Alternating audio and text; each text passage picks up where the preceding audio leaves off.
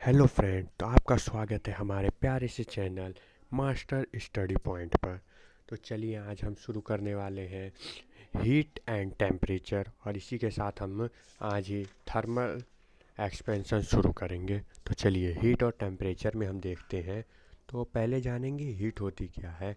तो heat is a type of energy which flow from high temperature to low temperature. तो इससे ये heat एक प्रकार की एनर्जी होती है जो हाई टेम्परेचर से हमेशा लो टेम्परेचर की होती है, लो टेम्परेचर की ओर जाती है। इसमें टी वन ओ अगर टी वन टी टू से बड़ा है तो हमेशा टी वन से टी टू की ओर हीट ट्रांसफ़र होगी। तो इसकी यूनिट के बारे में जान लेते हैं। Unit of heat.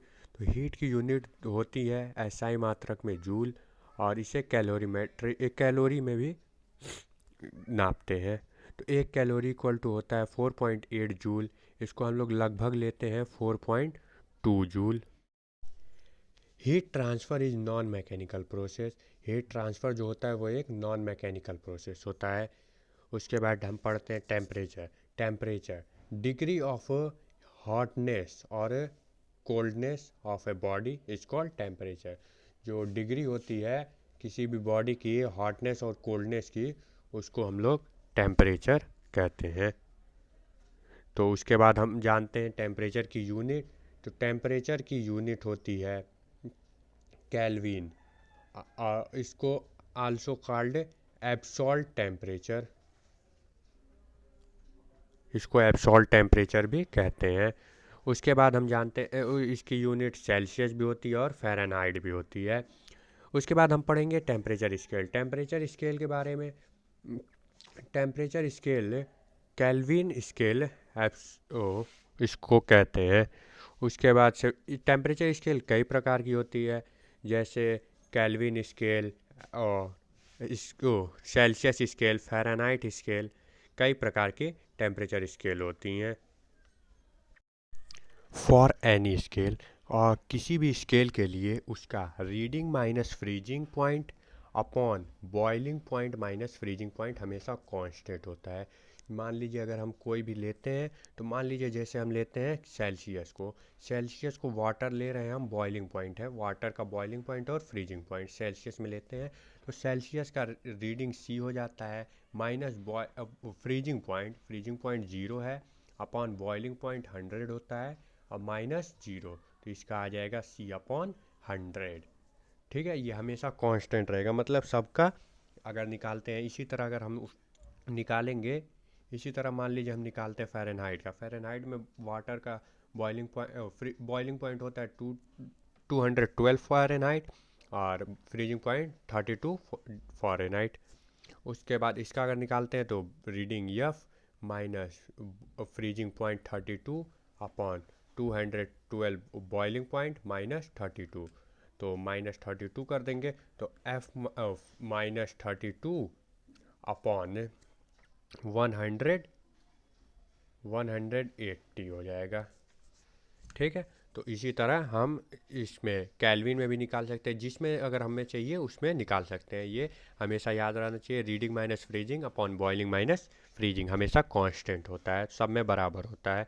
तो उसके बाद से फिर से उसके बाद ये देखिए, हमने ये रिलेशन निकाल लिया। ये हमने तीनों को बराबर करके हमने ये रिलेशन निकाला, C upon 5 equal to F minus 32 upon 9 equal to K minus 273 upon 5। उसके बाद हमने ये देखा कि कैलविन और फ़ारेनहाइट में क्या रिलेशन है। तो C upon 5, Kelvin upon 5 equal to Fahrenheit minus 32 upon 9 होता है। ये हमने रिलेशन निकाल लिया। उसके बाद कैलविन और सेल्सियस में रिलेशन देखा, तो kelvin equal to celsius plus 273 होता है। सेल्सियस में अगर 273 जोड़ देते हैं तो हमें कैलविन मिल जाएगा। उसके बाद उसके बाद हम देख रहे हैं कि थर्मोमीटर के बारे में। थर्मोमीटर क्या होता है? थर्मोमीटर होता है जो thermometer which is use to measure temperature. ये यूज किया जाता है टेम्परेचर को मेजर करने के लिए। For example mercury thermometer. Mercury thermometer सबने देखा होगा, जब डॉक्टर के वहाँ जाते हैं बुखार रहता है तो मरकरी थर्मोमीटर यूज होता है। इस समय तो नहीं, पहले यूज होता था। तो उसके बाद से फिर से थर्मामीटर भी दो प्रकार के होते हैं, तो हम इनका ज़्यादा यूज नहीं रहता है, फिर भी पढ़ लेते हैं। तो लीनियर थर्मोमीटर, उस लीनियर थर्मोमीटर में ये होता है कि लीनियर थर्मोमीटर, सॉरी आगे चल गए, लीनियर थर्मोमीटर, इसमें ये फार्मूला याद रखना है। ये फार्मूला होता है T equal to L T, यहाँ पे L है linear thermometer, L T minus L zero upon L 100 minus L zero equal to into sorry equal to नहीं, इंटू 100 माइनस जीरो। तो अब हम शुरू करेंगे थर्मल एक्सपेंशन। थर्मल एक्सपेंशन में हम पढ़ेंगे सबसे पहले क्या होता है thermal expansion. When temperature increase then gap between the molecules increase. जब टेम्परेचर को इंक्रीज किया जाता है तो मॉलिक्यूल के बीच में गैप होता है। ये जो मॉलिक्यूल ऐसे होते हैं, जो मॉलिक्यूल एक एक मॉलिक्यूल होते हैं, उनके बीच में कुछ ना कुछ गैप होता है। तो जब टेम्परेचर बढ़ाते हैं, टी बढ़ाते हैं, तो मॉलिक्यूल के बीच में गैप भी बढ़ जाता है, गैप बढ़ जाता है। नहीं तो पास पास रहते हैं, जब टेम्परेचर बढ़ाते हैं तो गैप इनका बढ़ जाता है। उसी को एक्सपेंशन, थर्मल एक्सपेंशन कहते हैं। तो फिर उसके बाद thermal expansion of an object is photography. Thermal expansion एक ऑब्जेक्ट का thermal expansion like a photography होता है। मतलब अगर किसी चीज़ का थर्मल एक्सपेंशन जानना है, वो कितना क्या होगा क्या नहीं होगा, तो एक मान लीजिए हम एक कैमरे से फ़ोटो खींचते हैं, तो कैमरे को जब बढ़ाते हैं, फ़ोटो को बढ़ाते हैं, तो उसमें जो जो चीज़ बढ़ता है वो टेम्परेचर बढ़ाने पे थर्मल एक्सपेंशन अगर हो रहा है तो बढ़ेगा। उसके बाद देख लीजिए, ये हम एक लेते हैं मॉलिक्यूल्स, एक मतलब हम ले लेते हैं कंटेनर, और उसमें एक मॉलिक्यूल है। मॉलिक्यूल का रेडियस आर ले लेते हैं और कंटेनर की लंबाई L1 और L2 ले लेते हैं। कंटेनर नहीं, मतलब एक हम पत्थर समझ लीजिए, कुछ भी लकड़ी टाइप में ले रहे हैं, या लकड़ी ले लेते हैं या कोई लोहा ले लेते हैं।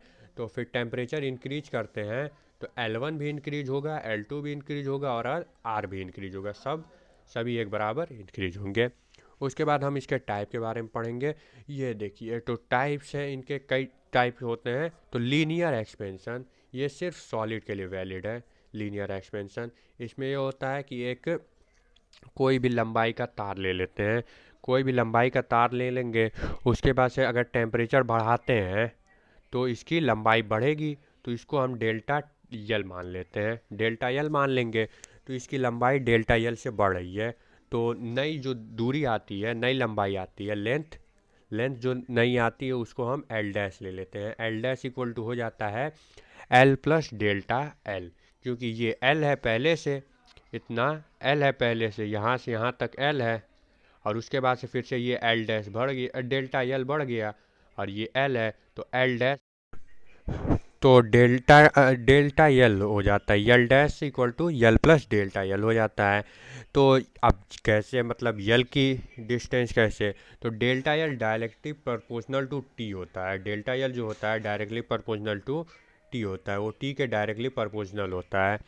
अब डेल्टा यल टी के डायरेक्टली प्रोपोर्शनल होता है, और डेल्टा यल के भी डायरेक्टली प्रोपोर्शनल होता है। यानी अगर टी बढ़ाएंगे, डेल्टा टी को बढ़ाते हैं तो डेल्टा यल भी बढ़ेगा, और अगर यल को भी बढ़ाते हैं तब भी डेल्टा यल बढ़ेगा।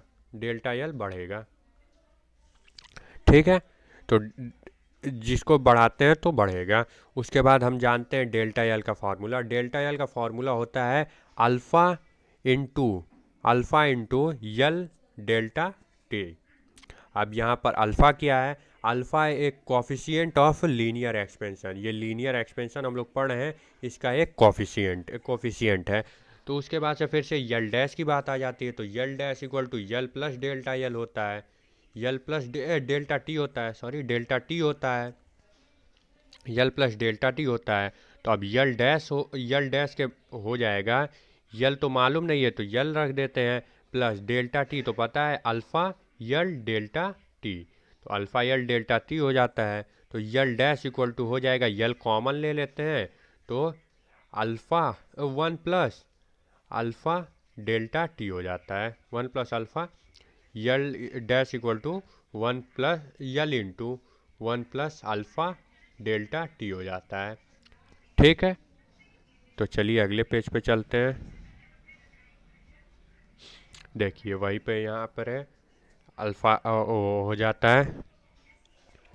तो फिर एक क्वेश्चन लगाइए आप लोग, रुक जाइए अभी। तो चलिए आप लोग ये क्वेश्चन लगाइए और इसका आंसर बताइए कमेंट में। तो ये क्वेश्चन ये है, ये क्वेश्चन ये है कि यल दे दिया हुआ है, यल आपका दिया हुआ है, यल आपका दे दिया है 2 मीटर, यल आपका यल आपका 2 मीटर दे दिया है। 1 मिनट। तो यल आपका दिया हुआ है 2 मीटर, यल 2 मीटर दे दिया है। उसके बाद से फिर से आपका दिया हुआ है वो अल्फ़ा की वैल्यू दे दिया, ये अल्फ़ा है, अल्फ़ा की वैल्यू दे दिया 10 × 10⁻⁻⁶। If temperature is increase, temperature जब बढ़ाया जाता है from 20 degree celsius to 120 degree celsius, 20 degree celsius temperature पहले था, उसके बाद बढ़ा के 120 कर दिया गया है। उसके बाद पूछ ये रहा है देन फाइंड पहला जो फाइंड करना है वो है डेल्टा टी की वैल्यू फाइंड करना है पहला। उसके बाद दूसरा बी जो फाइंड करना है वो एल डैश की वैल्यू फाइंड करना है। तो सबसे पहले हम देखेंगे एल डैश डेल्टा यल की वैल्यू।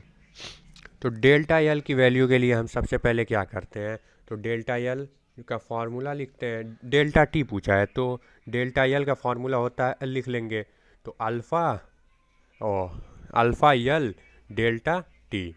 तो अब डेल्टा यल तो दिया नहीं है, डेल्टा यल भी निकालना पड़ेगा। अब क्या करें, तो इसके लिए हम करेंगे, सॉरी यहाँ पर क्वेश्चन थोड़ा गलत हो गया है, ए की वैल्यू डेल्टा टी नहीं डेल्टा यल है। ए की वैल्यू ए निकालना जो है मतलब डेल्टा यल निकालना है। तो डेल्टा यल निकालने के लिए फॉर्मूला यूज करेंगे। तो डेल्टा यल अल्फ़ा की वैल्यू दी हुई है 10 × 10⁻⁻⁶। उसके बाद से फिर से इंटू यल की वैल्यू 2 मीटर, यल इंटू 2 हो गया। और उसके बाद इंटू क्या हो जाएगा, change in temperature, delta T है चेंज इन टेम्परेचर, तो चेंज इन टेम्परेचर 20 डिग्री से 120 डिग्री हो जा रहा है, तो चेंज इन टेम्परेचर हो जाएगा 100 डिग्री सेल्सियस, तो 100 कर देंगे तो ये हो जाएगा हमारा। तो डेल्टा यल की वैल्यू हमारी आ जाएगी, डेल्टा यल इक्वल टू हो जाता है हमारा, ये हो जाएगा 2 × 10⁻³ हो जाएगा।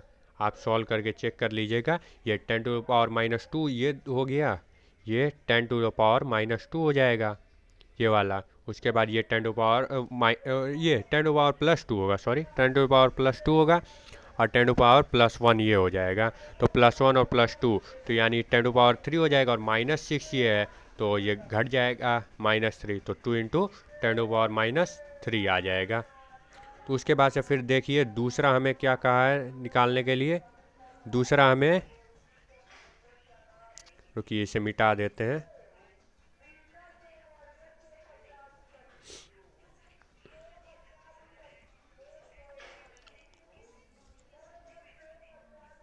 तो चलिए अब दूसरा हमें क्या फाइंड करने के लिए कहा गया है, दूसरा हमें फाइंड करने के लिए कहा गया है, दूसरा देखिए, दूसरा हमें ये फाइंड करने के लिए कहा गया है। तो ये डेल्टा एल डैश फाइंड करना है। तो एल डैश फाइंड करने के लिए सबसे पहले इसे मिटाते हैं, एल डैश फाइंड करना है। एल डैश फाइंड करने के लिए हम क्या करेंगे, तो एल डैश फाइंड करने के लिए हम कर देंगे L dash equal to L plus delta L होता है, यल प्लस डेल्टा यल। तो डेल्टा यल की वैल्यू हमने निकाल ली है 2 × 10⁻⁻3, और यल बचा हुआ है, यल दिया हुआ है यल 2 है, तो यल डैश इक्वल टू हो जाएगा हमारा 2 + 2 × 10⁻⁻3, यही हो जाएगा हमारा आंसर। तो ये आप लिखना चाहें तो लिख सकते हैं, ये यहाँ दिया हुआ है, आप चाहें तो लिख सकते हैं। उसके बाद हम पढ़ेंगे तीसरा प्रकार, जो तीसरा टाइप है हम वो पढ़ेंगे। तो उसमें होता है एरियल एक्सपेंशन, इसको सुपरफिशियल एक्सपेंशन भी कहते हैं। ये बस सॉलिड के लिए याद रखिएगा, जो ये भी सॉलिड के लिए सिर्फ वैलिड है, और जो पिछला हमने लीनियर भी पढ़ा, ये जो हमने पिछला लीनियर एक्सपेंशन पढ़ा, ये भी सिर्फ सॉलिड के लिए ही वैलिड है। ये बात हमेशा याद रहनी चाहिए। तो चलिए, उसके बाद एरियल एक्सपेंशन में हम पढ़ते हैं कि अगर किसी भी, ये मान लीजिए कोई है, इसकी कुछ एरिया है, एरिया मान लीजिए ए है, ए एरिया है इसकी। अब इसको टेम्परेचर बढ़ाया गया, टेम्परेचर जब बढ़ाएंगे तो इसका एरिया बढ़ेगी, एक्सपेंशन होगा तो ये एरिया भी इसकी बढ़ जाएगी। ये आर है तो ये आर डैश हो जाएगा, बढ़ेगी एरिया। तो उसी से तो जो एरिया बढ़ती है, जो चेंज इन एरिया होता है, चेंज इन एरिया को डेल्टा ए बोलते हैं, हम डेल्टा ए बोलते हैं। ठीक है, तो delta A change in area को हम बोलते हैं।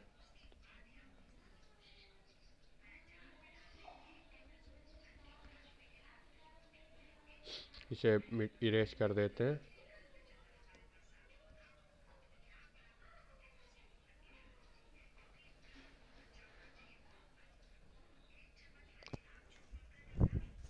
उसके बाद हम देखिए, delta A directly proportional to delta T, यानी डेल्टा ए जब डेल्टा टी को बढ़ाएंगे,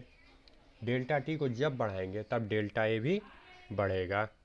ठीक है, और directly proportional to delta A directly proportional to delta T होता है। ठीक है, उसके बाद डेल्टा ए का फॉर्मूला हो जाता है ए बीटा डेल्टा टी। यहाँ बीटा क्या है, कॉफिशिएंट ऑफ एरियल एक्सपेंशन, जो एरियल एक्सपेंशन हो रहा है उसको कॉफिशिएंट ऑफ एरियल एक्सपेंशन को डेल्टा बीटा बोलते हैं।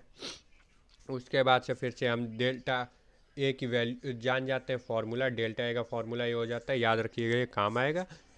ए बीटा डेल्टा टी होता है। यहाँ पे ए एरिया है, उसके बाद B coefficient of areal expansion है, और delta T change in temperature है, और डेल्टा ए है जो चेंज इन एरिया है। अब ए डैश के बारे में, तो ए डैश हमारा हो जाता है ए प्लस डेल्टा ए। तो इसके लिए हम फार्मूला निकालते हैं, ये हमारा फार्मूला आ जाता है। ये कैसे आता है, A dash equal to A plus delta A होता है। डेल्टा ए का फॉर्मूला ए हो जाता है, इक्वल ये होगा ए प्लस डेल्टा ए का फॉर्मूला हो जाता है ए बीटा डेल्टा टी। तो यहाँ से ए अगर हम कॉमन ले लेते हैं तो 1 प्लस बीटा टी हो जाता है। तो यही हमारा फार्मूला, ये देखिए यही फार्मूला आ जाता है। तो ये हमने प्रूव भी कर दिया। तो चलिए अब हम अगले पेज पे चलते हैं।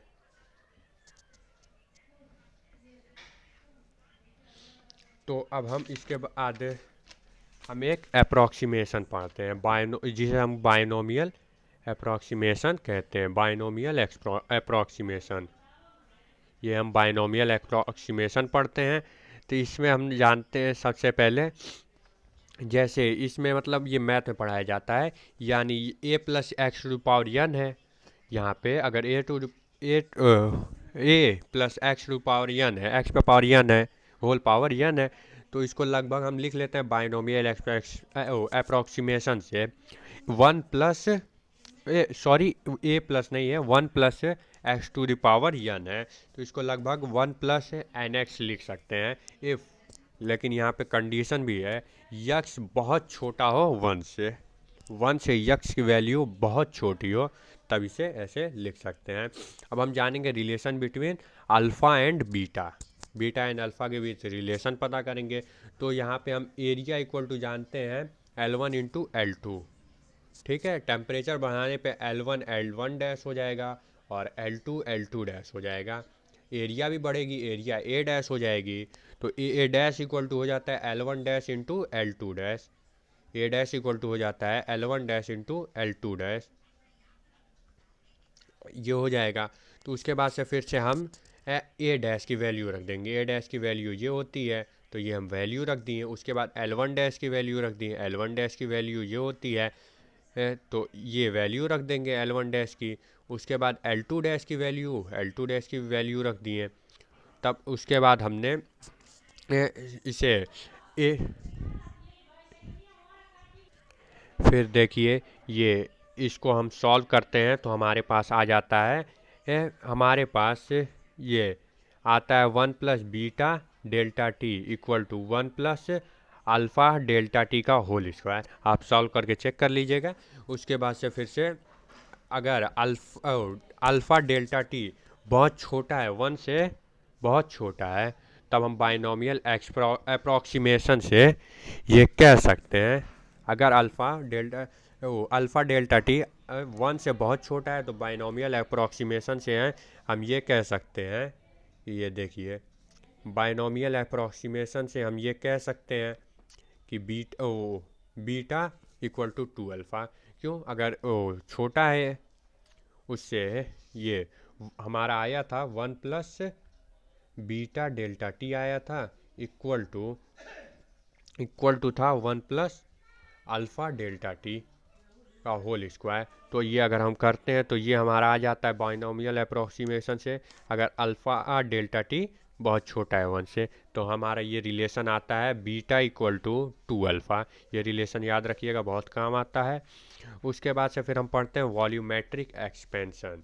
तो अभी तक ने हमने पढ़ा था एरियल एक्सपेंशन और लीनियर एक्सपेंशन। तो एरियल एक्सपेंशन और लीनियर एक्सपेंशन सिर्फ सॉलिड के लिए होता है, लेकिन वॉल्यूमेट्रिक एक्सपेंशन ये लिक्विड और गैस दोनों के लिए भी, तीनों स्टेट के लिए, सॉलिड, लिक्विड और गैस के लिए भी हो सकता है।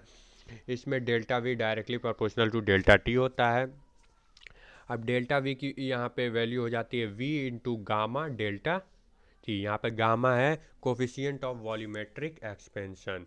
ये गामा जो हमारा है यहाँ पे वो कोफिशिएंट ऑफ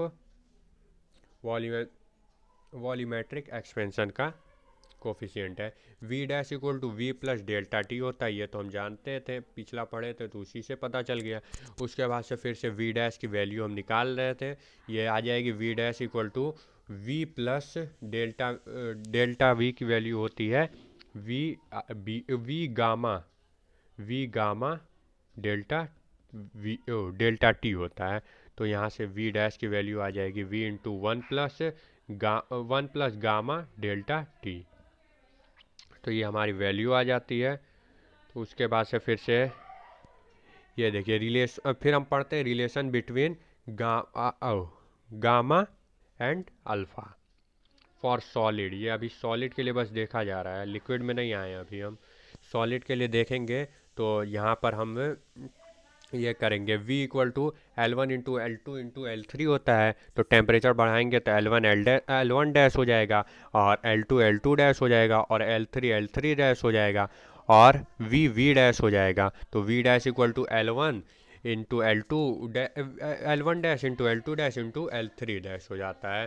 तो उसके बाद से फिर से ये L3 डैश हो जाता है, तो फिर से हम इसकी वैल्यू रख देते हैं v into 1 plus gamma delta T.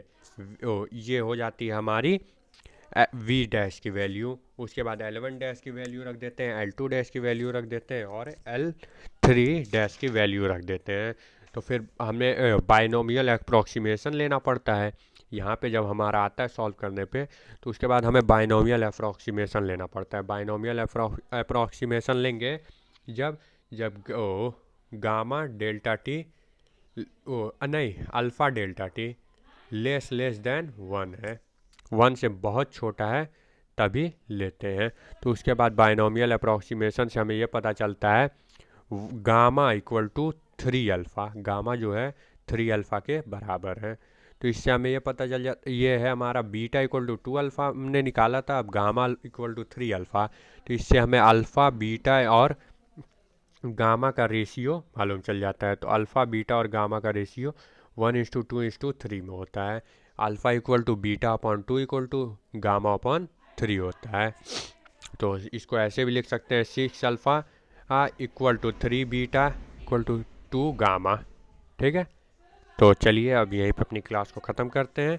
और अब मिलेंगे अगली वीडियो में। वीडियो अच्छी लगी हो तो लाइक शेयर और कमेंट करना ना भूलें, और सब्सक्राइब करके ऐसी वीडियो देखना हो तो चैनल को सब्सक्राइब कर लें। Thank you.